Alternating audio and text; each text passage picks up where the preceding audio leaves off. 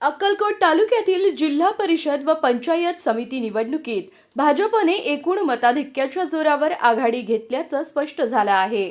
6 गट व 12 गणातील अंतिम आकडेवारीनुसार भाजपला आघाडीच्या तुलनेत सुमारे 7,000 मतांचे एकूण मताधिक्य मिळालं आहे। चपळगाव, वागदरी, सलगर, जेऊर, मंगरुळ आणि नागणसूर या गटांमध्ये चुरशीच्या लढती रंगल्या। चपळगाव गटात भाजपच्या शांभवी कल्याण शेट्टी यांनी 16,238 मते मिळवत विरोधी शिंदे सेनेच्या उमेदवारावर 7,000हून अधिक मतांची आघाडी घेतली।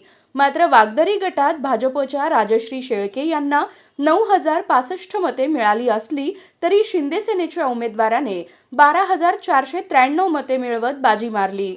जेऊर गटात भाजपचे विकास बुल्ला यांनी 10,680 मते मिळवत काँग्रेसवर आघाडी घेतली।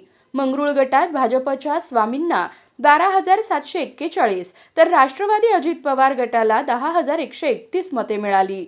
नागणसूर व सलगर गटात मात्र शिंदे सेनेने अनुक्रमे 11,864 आणि 13,943 मते मिळवत भाजपला कडवी टक्कर दिली।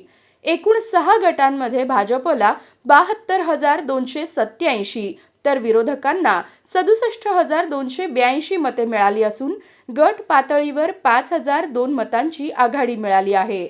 तसेच 12 गणांमध्ये भाजपला 71,573 तर आघाडीला 63,098 मते मिळाली आहेत। या एकूण चित्रावरून तालुक्यात भाजपची पकड मजबूत झाल्याचं स्पष्ट होत आहे।